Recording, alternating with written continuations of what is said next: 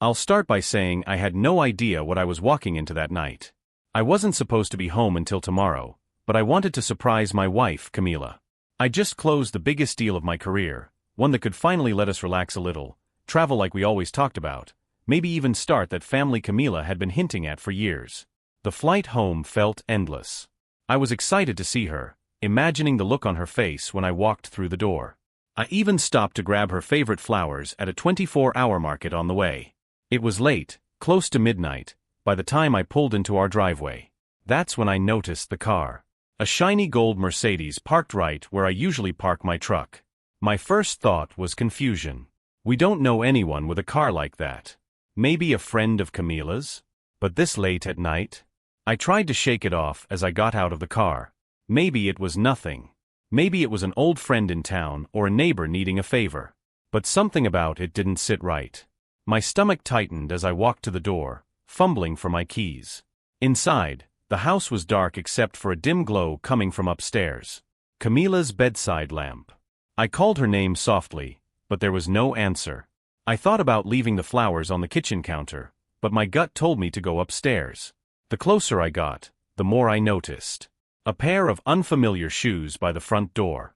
A faint cologne in the air that definitely wasn't mine. My heartbeat thundered as I reached the top of the stairs. Our bedroom door was slightly ajar, just enough for me to see inside. The scene hit me like a freight train. Camila, my wife of 8 years, wrapped around another man in our bed. Both of them asleep, completely oblivious to my presence. I froze. My mind raced, trying to catch up with what my eyes were telling me. This wasn't just a bad dream, it was real. My wife, the woman I thought I knew better than anyone, had betrayed me in the most unforgivable way.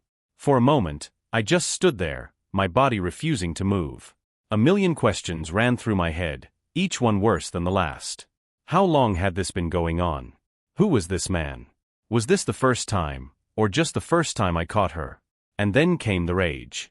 It bubbled up so suddenly that I had to clench my fists to stop myself from storming in and tearing the place apart. Instead, I took a step back, my hands trembling, my breathing shallow. I turned and walked out of the house, leaving the flowers abandoned on the kitchen counter. I needed air, space, anything to keep me from exploding. I sat in my truck, staring at the house where my entire life had just come crashing down. I couldn't believe it. I didn't want to believe it.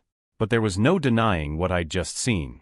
Everything I thought I knew about my wife, about our marriage, was a lie. And that's how it began. The night that changed everything. Sat in my truck for what felt like hours, though it was probably just minutes. My hands wouldn't stop shaking, and my breathing was all over the place. Every time I closed my eyes, I saw them, Camila and that man, wrapped up like I didn't even exist. I thought about calling someone, anyone, but who? My parents? No. They'd just tell me to come over, but I didn't want to explain anything yet. My best friend, Jake? He'd be ready to kick down the door, but I wasn't sure I wanted that either. Instead, I did nothing.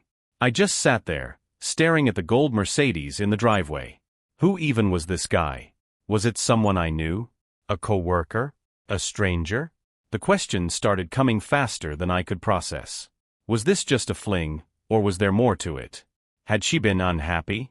Was I so wrapped up in work that I missed the signs?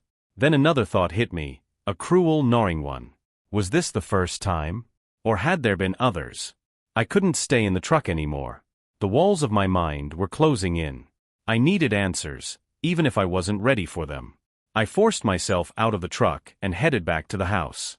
The flowers were still on the counter, a bitter reminder of how tonight was supposed to go. I left them there and walked upstairs, quieter this time. They were still there, oblivious to the storm brewing just feet away. My hand hovered over the bedroom door, but I couldn't do it. Not like this. Instead, I walked back to the guest room, shut the door, and sat on the edge of the bed. I didn't sleep that night. I couldn't. Every time I closed my eyes, I saw their faces. I heard Camila's laugh, replayed moments in our life that now felt meaningless. The betrayal was like a physical weight pressing down on my chest. By sunrise, I'd made up my mind. I wasn't leaving this house without answers. Camila owed me that much. I didn't care if it turned into a screaming match or if it ended with me walking out the door for good. I heard movement from the bedroom just as the sun crept through the blinds. It wasn't long before footsteps came down the hall, and Camila appeared in the doorway, hair messy and wrapped in a robe. Her eyes widened when she saw me. "Max? What are you doing here?" she asked, her voice a mix of surprise and panic. I didn't answer at first. I just looked at her, trying to see the woman I thought I married. But all I saw was a stranger. "Who's the guy in our bed, Camila?" My voice was calm, too calm, but every word felt like a hammer. Her face went pale, and she stumbled over her words. "It's not. I can explain. You weren't supposed to be home until tomorrow." "Explain?" I repeated, standing up. "You're going to explain why I came home to find my wife cheating on me in our bed?" She started crying then, tears that might have meant something if I hadn't just caught her red-handed. "It's not what it looks like," she said, her voice breaking. I laughed, though there was no humor in it. "Not what it looks like. Really? Then what is it, Camila? Because it sure looked like you and some stranger having the time of your lives while I was out working to build our future." Her excuses didn't come fast enough. Instead, she just stood there, sobbing into her hands. The silence stretched until I couldn't take it anymore. "Get him out of my house," I said coldly. "And when you're done, we're going to talk." She nodded and disappeared back into the bedroom, leaving me alone to wrestle with my thoughts.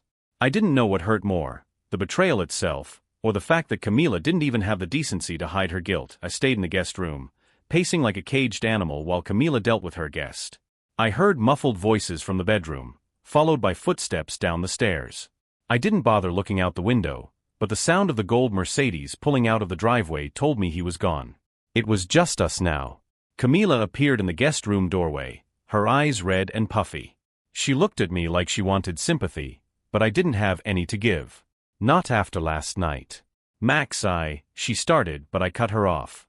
"Don't," I said, holding up a hand. "Just don't. Sit down and tell me the truth. All of it." She hesitated, then sank into the armchair in the corner. Her hands fidgeted in her lap, her lip trembling. For a second, I thought she might actually tell me everything. "It's not as bad as you think," she began. He's just a friend." I felt my blood boil. "A friend?" I snapped. "You mean to tell me it's normal for your friends to spend the night in our bed?" "No," she said quickly, shaking her head. "It wasn't supposed to happen like that. He was just there for me when I needed someone." The words hit like a slap. "When you needed someone?"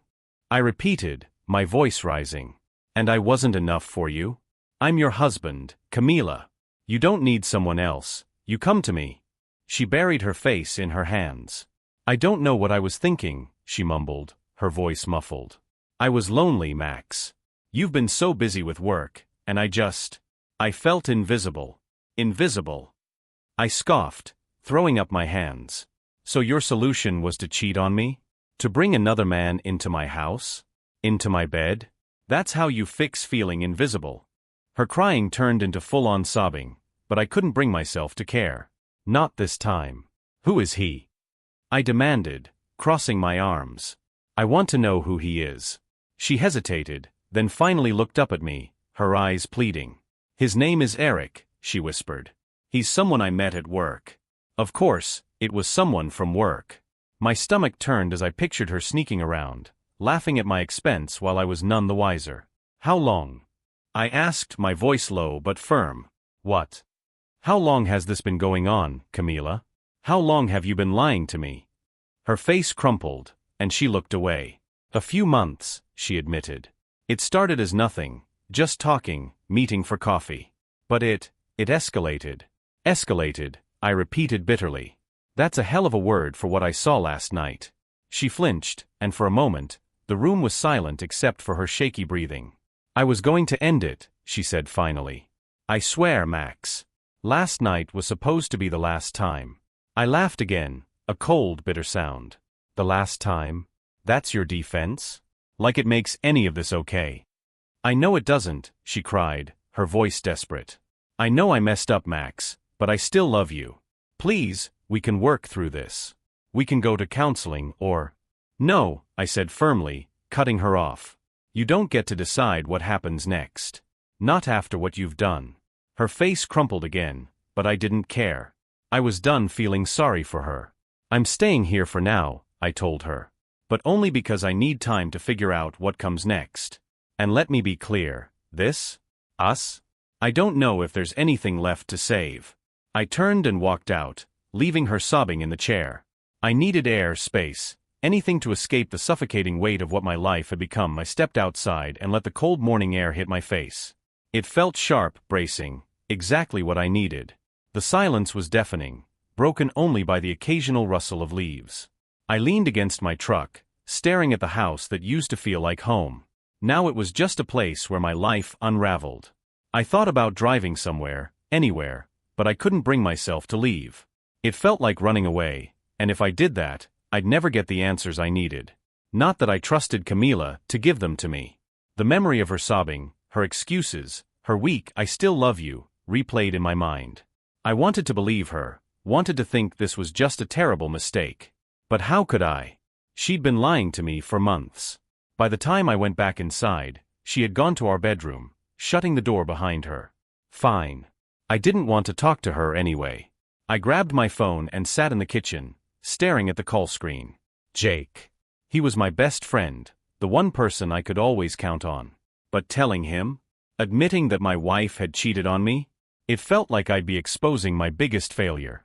Still, I needed to talk to someone. I hit the call button before I could overthink it. "Hey man," Jake answered, his voice groggy. "What's up? You're calling early." "Yeah," I said, my voice hoarse. I need to talk." "It's bad, Jake."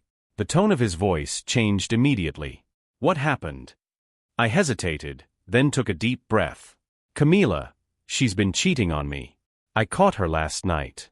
With another guy. In our house." There was a long silence on the other end, and for a second, I thought the call had dropped. Then Jake's voice came back, sharp and angry. "You're kidding," he said, though it wasn't a question. "I wish I was," I muttered, rubbing a hand over my face. "I came home early to surprise her. There was a car in the driveway, and I found them in bed. Together." "Jesus Christ, Max," he said, his voice filled with disbelief. "Are you okay? Where is she now?" "In the bedroom," I said. "We talked, if you can call it that. She admitted to everything. Said it's been going on for months." "Months?" Jake repeated, and I could hear the anger building in his voice. "What the hell? After everything you've done for her? You're out there busting your ass for your future, and she's..." "God, Max. I'm coming over." "No," I said quickly. "Not yet. I needed to tell someone. I don't know what I'm going to do, Jake. I can't even think straight." "Okay," he said, his tone softening. "Take your time. But listen to me, you don't deserve this. None of this is on you. She screwed up, not you." I nodded, even though he couldn't see me. "Thanks, man. I'll let you know if I need anything." "Anytime," Jake said firmly. "And Max? Whatever happens, you're not alone in this. Don't forget that." I hung up, feeling a small sense of relief that I didn't have to carry this alone. But the weight was still there, crushing me from every angle. When I finally stood, I realized I didn't even know what to do with myself. The day stretched out in front of me, empty and directionless. Camila was still in the bedroom, probably waiting for me to cool down. I wasn't going to give her that satisfaction. Not yet. I grabbed my keys and walked out the door. I didn't know where I was going, but I needed to get away. Even if just for a little while. As I backed out of the driveway, one thought kept circling in my mind. This was only the beginning. Ended up at the park near our house, the one Camila and I used to walk through when we first moved here. It used to be our place, a quiet spot where we talk about our dreams, plan our future, and share moments that now felt like lies. I parked the truck and sat there for a while, staring out at the empty playground. Memories kept flashing in my mind. Camila laughing, holding my hand, kissing me like I was her whole world. The same woman who had just admitted to betraying me for months. I pulled out my phone and opened the Notes app. Something Jake said stuck with me. I needed to figure out what to do next. But how do you even start untangling a life you've built with someone who betrayed you? The list came slowly, shaky at first. Find out the full truth. Protect myself, legal, financial. Decide if this marriage is worth saving. I stared at the words for a long time, each one feeling heavier than the last. The first step seemed impossible. How could I trust anything Camila said when she'd lied to my face for so long? Then I remembered her phone. She was always glued to it, texting or scrolling. There were probably answers in there, if I could find a way to get to them. I clenched my jaw. I'd never been the type to snoop. I believed in trust, in respecting boundaries. But she'd blown all of that to pieces. If she wasn't going to tell me the truth, I'd find it myself. By the time I got back home, the house was eerily quiet. Camila's door was still shut, and part of me hoped she'd just leave it that way. I wasn't ready to face her again, not yet. I went to the kitchen and made coffee, trying to calm the storm in my chest. As I sipped it, I thought about how to approach this. If I asked for her phone outright, she'd just delete everything. I needed to catch her off guard. She finally came downstairs an hour later, her eyes still red from crying. She looked at me like she was trying to gauge my mood, but I kept my face blank. "Max," she said hesitantly, "can we talk?" "Not yet," I replied flatly. "I need time to think." She nodded, her shoulders slumping, and walked toward the living room. Her phone was in her hand, of course, like it always was. I followed her, sitting across the room as she curled up on the couch. It didn't take long before she was distracted, scrolling mindlessly through her feed. I waited until she got up to grab a glass of water, leaving her phone on the coffee table. The second she was out of sight, I grabbed it. My heart pounded as I swiped through her messages. At first, it was all mundane, texts with friends, group chats, work updates. But then I saw his name, Eric. The conversation thread wasn't long, but it was enough to make my stomach churn. Flirty messages, plans to meet up, inside jokes that clearly weren't meant for me. She deleted most of their exchanges, but the tone was unmistakable. One message stood out, sent the night I caught them. "Eric, I'll miss you, but I understand. Let me know when you're ready." I barely had time to process it before I heard her footsteps returning. I quickly put the phone back, my hands trembling. Camila didn't notice as she sat down, sipping her water.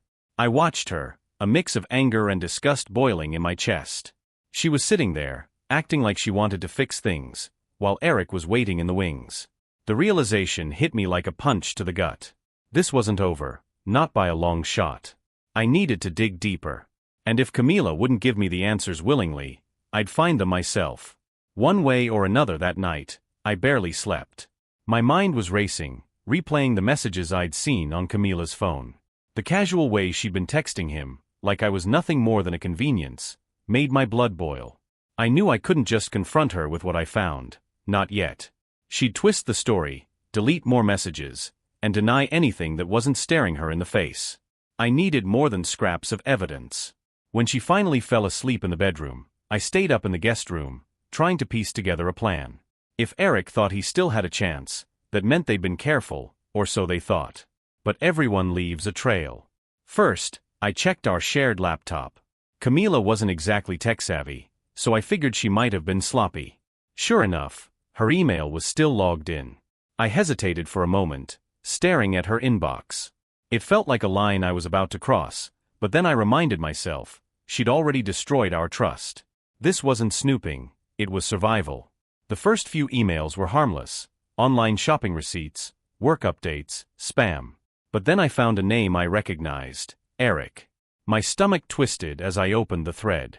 It wasn't much, just a few work-related emails, but one caught my eye. The subject line read, "Can we talk?" Inside was a short message from Eric. "I hate how things ended tonight. I can't stop thinking about you. I hope you know I'll always be here if you change your mind." The email was dated weeks ago, long before I caught them. I leaned back in the chair, my jaw tight. This wasn't just a fling. This was someone she'd let into her life, our life, and carried on with like it was normal.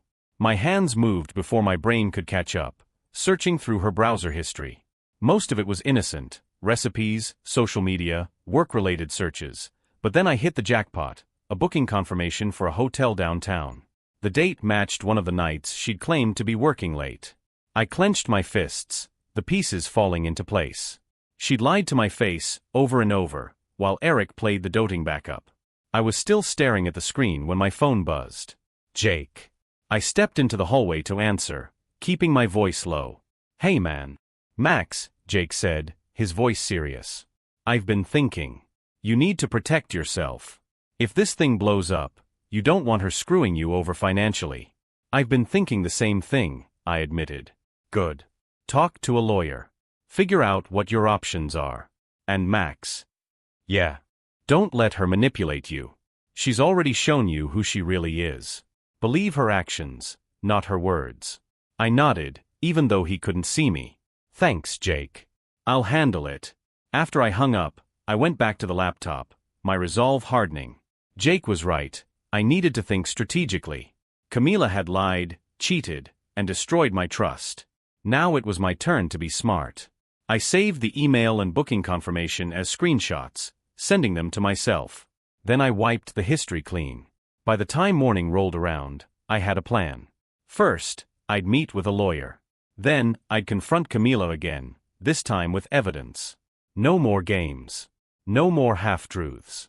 It was time for her to face the full weight of what she'd done the next morning. I left the house early. Camila was still asleep when I grabbed my keys and walked out without a word. I didn't feel like telling her where I was going, and honestly, I didn't think she deserved to know. Jake had texted me a contact for a lawyer he trusted, someone who handled messy situations like mine. I pulled into the parking lot of a small office building, my stomach in knots.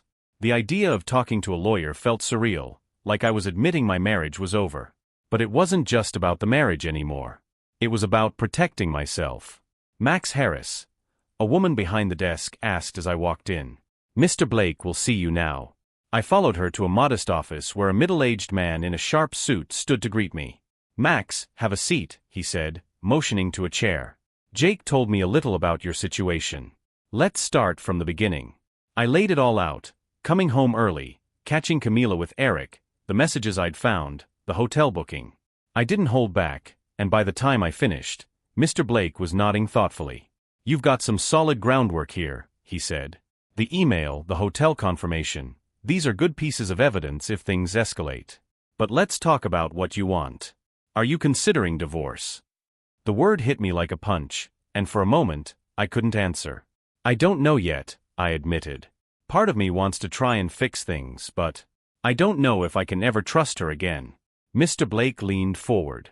That's fair. But let me give you some advice. Don't let emotions cloud your judgment. Even if you're not ready to make a decision now, you need to prepare for the possibility. Financially, legally, emotionally.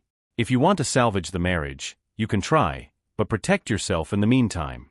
He walked me through the basics, documenting everything, keeping a record of communications, and being cautious with shared finances.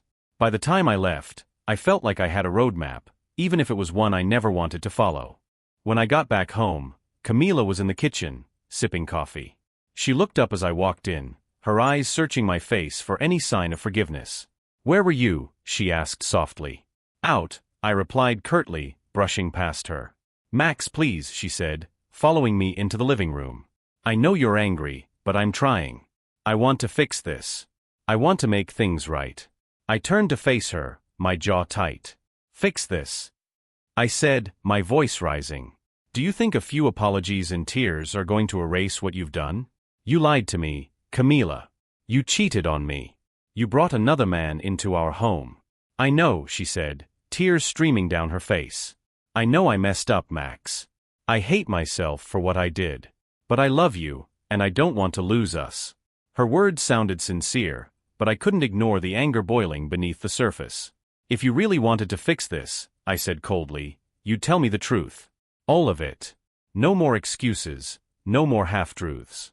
What else are you hiding? She froze, her expression shifting. What do you mean? I pulled out my phone and opened the screenshots of her email and the hotel booking. I mean this, I said, shoving the phone toward her. You weren't just meeting Eric for coffee, were you? Her face went pale, and for a moment, she didn't say anything. Then, in a trembling voice, she whispered, Max, I was going to tell you. Tell me what? I snapped. That you've been sneaking off to hotels with him while I was working late? That you've been planning to end it while keeping him on the hook? What else haven't you told me, Camila? What else am I supposed to find on my own? She broke down then, sobbing into her hands. It wasn't supposed to go this far, she cried. I swear, Max. I didn't mean for any of this to happen. I stared at her, my anger mixing with a deep, hollow sadness. But it did, Camila, I said quietly. It did. And now you have to live with that. I turned and walked out of the room, leaving her crying on the couch. This time, I didn't feel sorry for her. Not even a little. I went back to the guest room and shut the door, leaning against it as I let out a shaky breath. Camila's sobs echoed faintly from the living room, but I tuned them out. I was exhausted, mentally, emotionally, but I knew this wasn't over. As much as I hated what she'd done, part of me couldn't stop replaying her words. I didn't mean for any of this to happen. Was that supposed to make it better? To absolve her? I sat down on the edge of the bed, staring at the floor. The truth was, I didn't know if I believed her, or if I even wanted to. It was easier to think of her as someone who had made a cold, deliberate choice.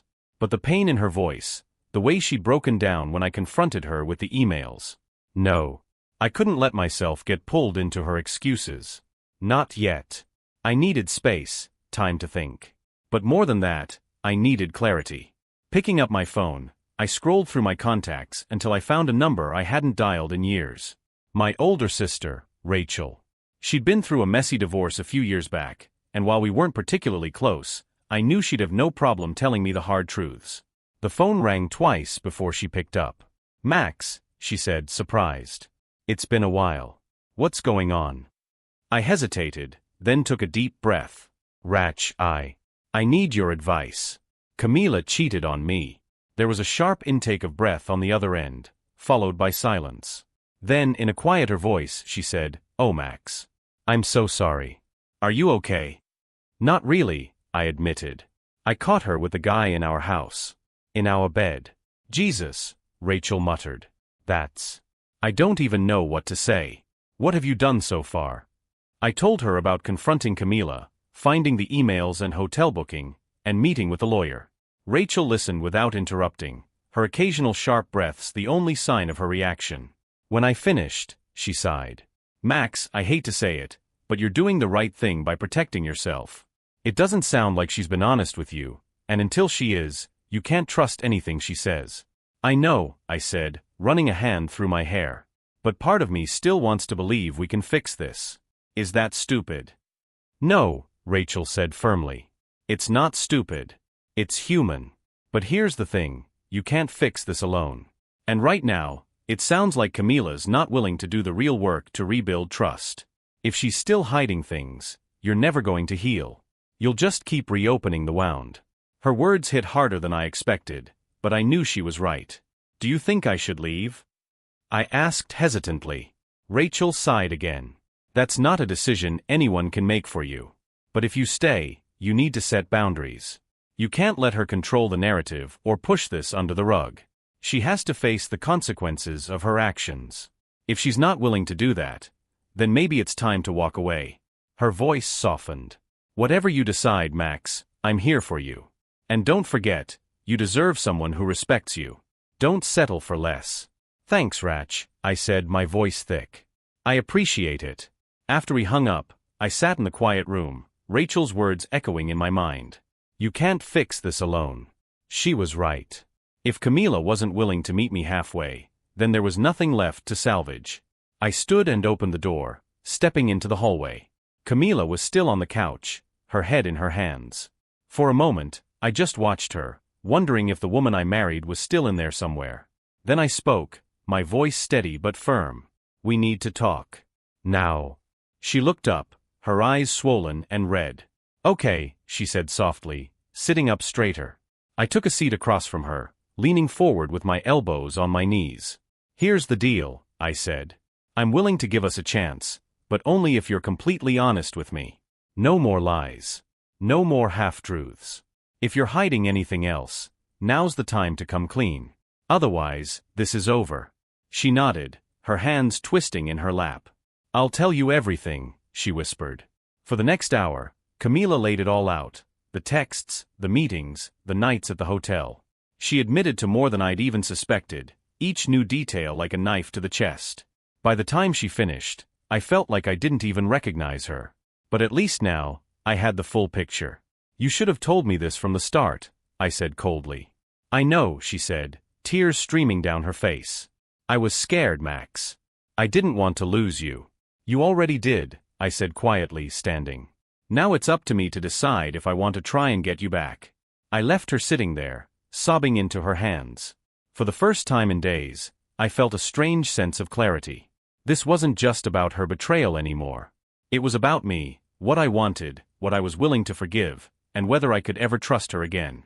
And deep down, I wasn't sure I could. I sat across from Camila, her face pale and tear-streaked. "Start talking," I said. "All of it. No more lies." She hesitated, then began to spill everything. Eric wasn't just a co-worker. They'd been meeting secretly for months. Lunches, late-night phone calls, and eventually the hotel stays. She admitted they'd been physical more than once. My stomach churned as each new detail came out. It wasn't just the betrayal, it was the planning, the secrecy. She chose him over and over again, even while I was working to build a life for us. When she finally stopped, she looked at me, pleading. "I'm sorry, Max. I was stupid, and I regret it all. I love you, and I want to fix this." I stared at her, my jaw tight. "You should have been honest from the start. Now, I don't even know if there's anything left to fix." Her tears started again, but I didn't stay to watch. I got up and walked to the guest room, closing the door behind me. I didn't feel relief, even with the full truth laid out. Instead, I felt hollow, like a piece of me had been carved out. I sat on the bed, staring at the wall. Fixing this would be a long road, if I even wanted to try. And honestly, I wasn't sure I did. The next morning, I packed a bag. Camila watched me from the doorway, her face pale and tired. "Where are you going?" she asked, her voice trembling. "To clear my head," I said flatly. "I need space, Camila. I can't be here right now." Her eyes filled with tears. "Please, Max, don't leave like this. We can work through this. I'll do whatever it takes." I zipped up the bag and slung it over my shoulder. "You should have thought of that before," I said. "Right now I need time. Don't contact me unless it's important." She nodded, her shoulders shaking as she cried, but I didn't look back. I walked out the door and into the crisp morning air, each step feeling both painful and necessary. I didn't know where I was going yet, maybe to Jake's, maybe to a hotel. But for the first time since this nightmare began, I felt like I was moving forward. Leaving wasn't a decision I'd made lightly, but it was the first step in taking back control of my life. Whether that life would still include Camila, I wasn't ready to decide. For now, it was about finding myself again. I ended up at Jake's place. He opened the door, took one look at me, and didn't ask any questions. "Come in," he said, stepping aside. I dropped my bag near the couch and collapsed onto it, feeling the weight of everything catch up to me. "I walked out," I said after a moment. "I couldn't stay." Jake nodded, grabbing a couple of beers from the fridge. "You don't owe her that. You've given her enough." We sat in silence for a while, the TV playing in the background. For the first time in days, I felt a little less like I was drowning. "You know you're welcome here as long as you need," Jake said, breaking the quiet. "But what's your next move?" I exhaled slowly. "I don't know yet. She laid everything out yesterday. At least, I think she did. But even with the truth, I don't know if I can forgive her." "Don't rush it," Jake said firmly. "Take the time you need. You've been blindsided, man. It's okay not to have answers right now." I nodded, grateful for his steadiness. "Thanks, Jake. I mean it." "Any time," he said, clinking his beer bottle against mine. That night, I slept better than I had in weeks. The road ahead was still uncertain, but at least I had people in my corner. For now, that was enough. Over the next few days at Jake's, I started to feel like I could breathe again. Being away from Camila gave me space to think, but it also meant my phone became a lifeline and a battleground. Camila texted constantly. "Max, please, I'm so sorry. Just talk to me. I'll do anything to fix this. Please give us another chance. I miss you. I love you." Each message felt like a weight on my chest. Part of me wanted to reply, to believe her words. But the other part, the one that remembered the lies, the hotel bookings, Eric, held firm. Jake noticed me staring at my phone one night. "She's not going to stop," he said. "You need to decide how much you're willing to let her pull you back in." I sighed, setting the phone face down on the table. "I don't know, man. Every time I think about replying, I just feel angry all over again. Like, how can she even say she loves me after what she did?" "Because she's desperate," Jake said bluntly. "And maybe she does love you, in her way. But love doesn't erase what she did. It doesn't fix the damage. I nodded slowly, his words sinking in. He was right. Love wasn't enough to undo the betrayal, and I wasn't ready to forgive her. That night, I put my phone on silent and shoved it into my bag. I didn't want to look at it anymore. For now, I needed to focus on myself.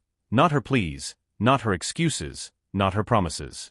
And I knew one thing for certain: no matter what Camila said, trust wasn't something I could rebuild overnight. Tea was late when my phone buzzed, vibrating on the table where I'd left it. I ignored it at first, assuming it was another text from Camila, but it kept buzzing, persistent. Finally, I sighed and picked it up.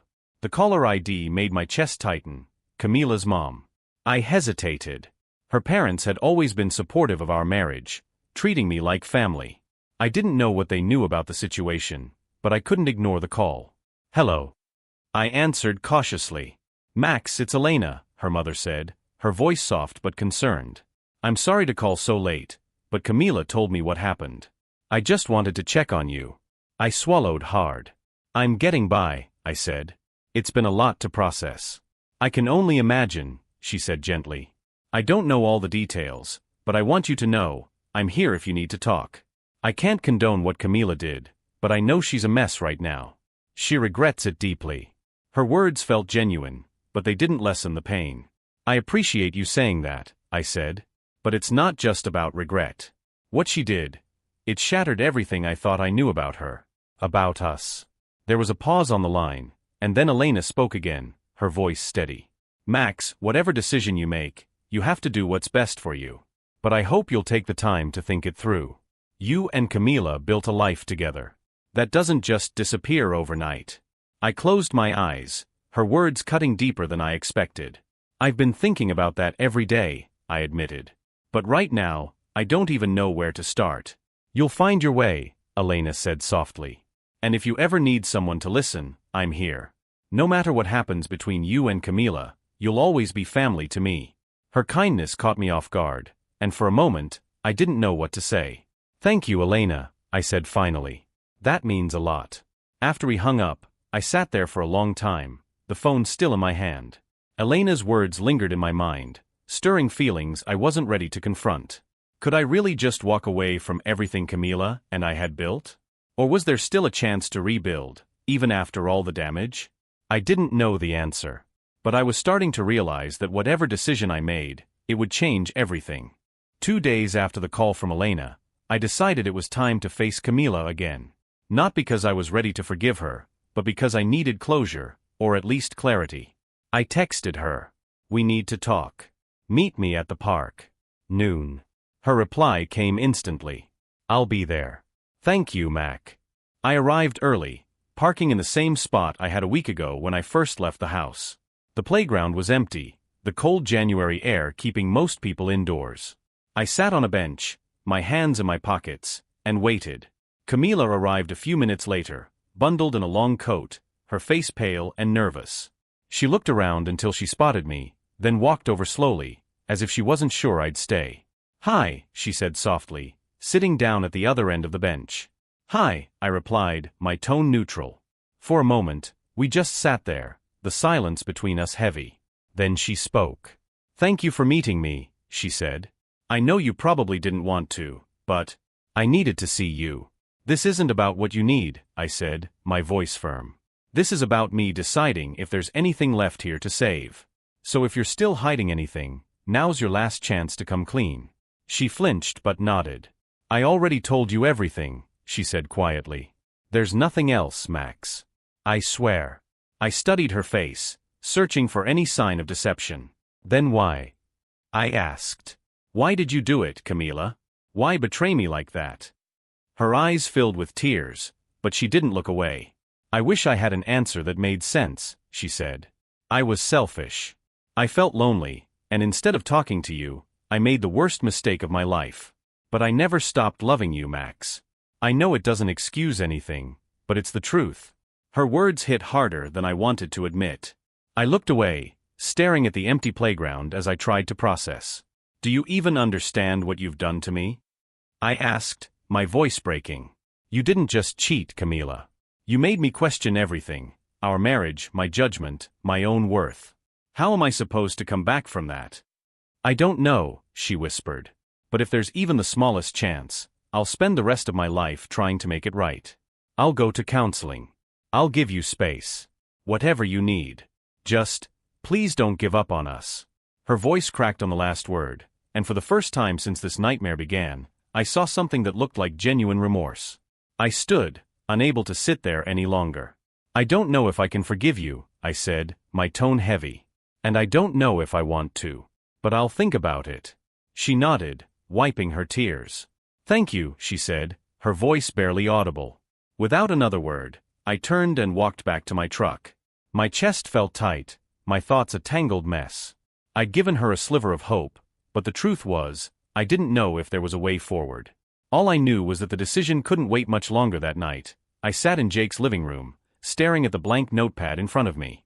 I'd been trying to make a list, pros and cons, reasons to stay or leave, but every time I picked up the pen, my thoughts blurred into noise. Jake walked in and sat across from me, a beer in hand. Still stuck? He asked. I nodded. I thought seeing her today would help, but it just made everything harder. She says she wants to fix things, but I don't know if I can ever look at her the same way. Jake leaned forward, resting his elbows on his knees. You don't have to decide tonight, man. But let me ask you this. What do you want your life to look like in a year? 5 years? Is Camila in that picture? Or is it time to let her go? I closed my eyes, his words sinking in. I thought about everything. Our marriage, the betrayal, the woman I used to believe would be my partner for life. But when I imagined the future, it was like looking at a puzzle with pieces that no longer fit. She destroyed my trust, I said finally. And without that, what's the point? Love alone isn't enough to rebuild this. Jake nodded, his expression serious. Then you've got your answer. The next morning, I drove back to the house. Camila was waiting in the living room, her eyes lighting up when she saw me. Max, she started, standing, but I held up a hand to stop her. Sit down, I said, my voice steady. She sat, her hands twisting in her lap. I took a deep breath, then spoke. I've thought about this a lot, I said. And I've realized I can't keep living like this, second-guessing you, doubting myself, feeling this constant pain. I don't see a way back from what you've done, Camila. I'm sorry, but I can't do this anymore. Her face crumpled, tears spilling down her cheeks. Max, please, she begged. We can go to therapy. We can rebuild. I'll do anything. Just don't walk away from us. I shook my head, the weight of my decision settling in. I already gave you everything, and you threw it away. I don't hate you, Camila, but I can't forgive you either. This is over. She sobbed openly, but I forced myself to stay calm, to stand firm. I'll start the paperwork, I said. You can keep the house for now. I'll figure out where to go. She nodded, her cries turning quieter as reality set in. I'm so sorry, she whispered, her voice breaking. I stood and turned to leave, pausing at the doorway. Take care of yourself, Camila, I said softly. But this is the end for us. As I walked out of the house for the last time, a strange sense of peace washed over me. It wasn't the future I'd planned, but it was a future I could build on, one without lies, without betrayal. For the first time in weeks, I felt free.